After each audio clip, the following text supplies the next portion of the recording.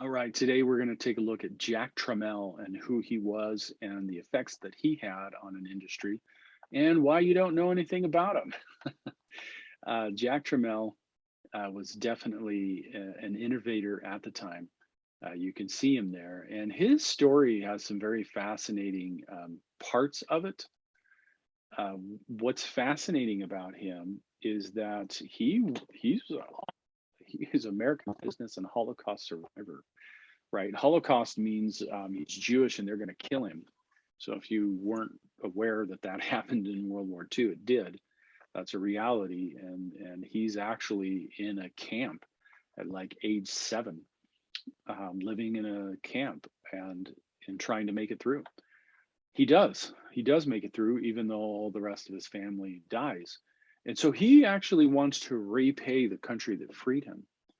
So that's an awesome story. I mean, he wants to repay the United States. And so he moves to the United States and joins the military. And as being in the military, you know what he got to do? He got to repair typewriters.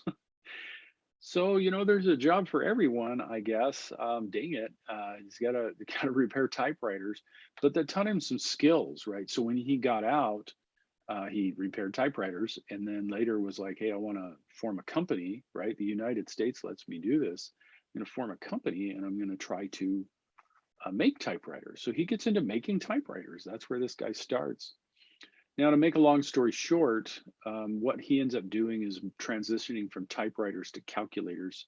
So that was the big thing before computers was calculators.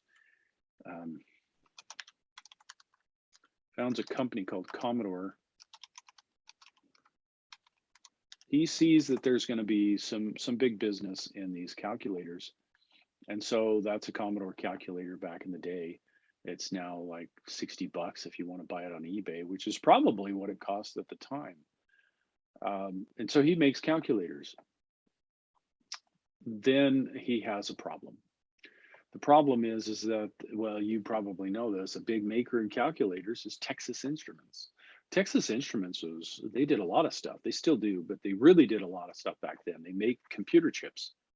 So the chips that are going into calculators they make. And so what they decide to do is screw over Jack Trammell's company that's making calculators cheaper by making the processors more expensive to them. That way they can't compete. So he loses his business because Texas Instruments plays this kind of game with him. Well, about the time he's going to lose it, so he does lose that business. He stops making calculators, but he buys this technology group called Moss Technologies. And this company, Moss, short for metal oxide semiconductor, basically makes chips for calculators. So in other words, I'll just have this company make my own chips and I don't have to worry about them trying to screw me over. Well, as part of this other person that we talk about later comes up to him and says, hey, you know what? The next big thing is going to be computers, and convinces him that that is true. And he's like, okay, sweet, let's make a computer. So they make a board just like Apple does. At the same time Apple's doing their thing, they make this board that you can now take and program and use like a computer. Then the next thing they make is actually, let me see any images here. Quite a few. It was called the Chem 1, so let me just show you that. They're worth quite a bit of money. So if you ever see one of these at a yard sale, buy it for 20 bucks, right? So that's what it looks like. That's what their Chem 1 looks like. And so the next big thing is let's build a whole computer. So this is exactly the same time. Whoops. That just finished, sorry.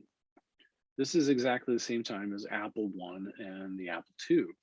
They make a personal electronic transactor. Oh, that's nice. Sorry, I should have put. And that's what it looks like. Even today, it looks like strangely futuristic. You know what I mean? It's just kind of weird, but it looks futuristic. So they make this all in one computer and they sell it. This was actually the first model that they sell right there. It's got a tape drive. That's how you store stuff instead of the floppy drive. As a matter of fact, this is the reason why Apple and not Commodore. Now, Apple could have had a lot of places they could have died along the way, but Apple put a floppy disk in there. So this was cheaper. You could buy this system cheaper than Apple's system. But gosh dang, that floppy drive was just nice to have. This kind of tape drive, you'd hit play and then you had to wait until it loaded. That's how it worked. That was a real pain. And so VisiCalc was not made for this machine first. So when VisiCalc came out, what computer should we put this on? Well, CP/M is kind of faded, but we will do CP/M. How much of these apples are selling, right? These apples are, and what other computers are selling a ton? Oh, that Commodore PET is selling a ton. So we got these two options, and depending on the month, one is above the other.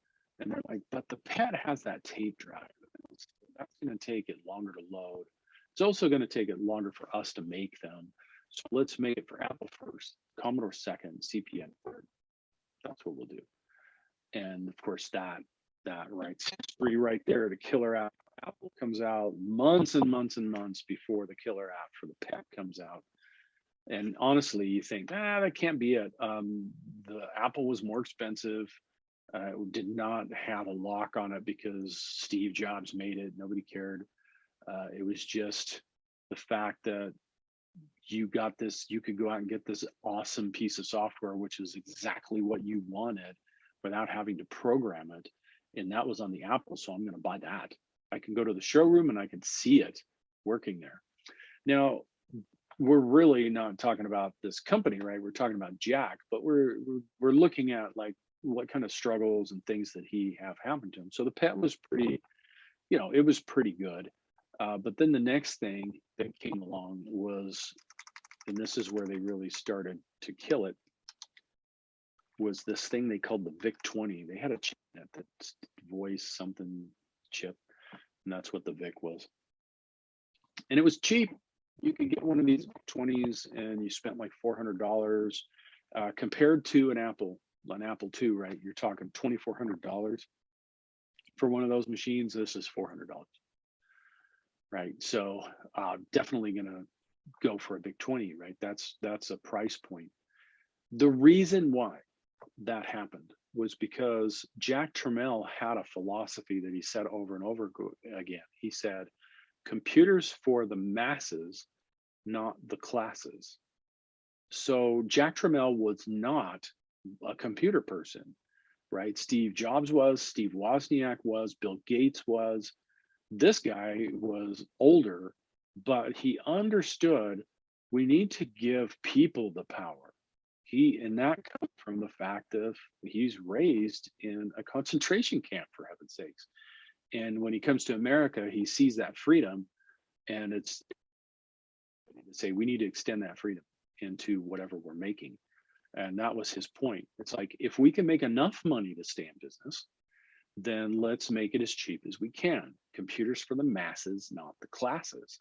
And that became a huge, huge thing that really made the next one, right? This was a nice machine, but it wasn't powerful enough. And then the all-time biggest, most selling computer of all time, the Commodore 64. So you remember the VIC-20, if you remember, Linus Torvalds, he actually used one of those. That's the first thing he programmed on, and he made Linux, right? Commodore 64 sold, I can't remember, like 65 million over its lifetime. And this just totally trounces everything, right? So when people look in the past, they go, oh, this Apple II was so big. But if you go and look at the numbers, you realize the masses were using a Commodore 64. The classes were using an Apple II. Steve Jobs was not ever the kind of person that was going to lower down a price unless he had to. Where this guy, Jack Trammell, was like, hey, what are we making it for? Then we're going to make enough money to build our next machine and sell it for as low as we possibly can. That will get us out there more, and we are providing that service to everybody that they can afford a computer and not have to spend such a high amount of money on it. Now, later on, we talk about the MOS 6502, which is in all these machines, but that's Jack Trammell. Jack ends up losing Commodore because the person that's backing him, he basically is doing things with the money that he shouldn't be doing. And Jack was like, I'm not sticking around for that. I'm out. I'm leaving if you don't stop. And the guy was like, go ahead, leave. The guy was rich. He didn't care. And that's when Commodore starts to just go downhill. And so when Jack left, this starts the process of going downhill starts for Commodore, and they're never going to keep up with what Apple and IBM and Microsoft are doing, because the person that was driving that is out. That's Jack Trammell, the founder, leader of Commodore, the one who said, computers for the masses, not the classes. Another famous quote that a lot of people don't know that he did was business is war. He was the one that would always say that. So you'll see it in movies and things, business is war. He was the one that basically was influenced heavily by how he was raised and how you can have something and then have it taken away. And you need to prepare for that, right? So in any case, Jack Trammell,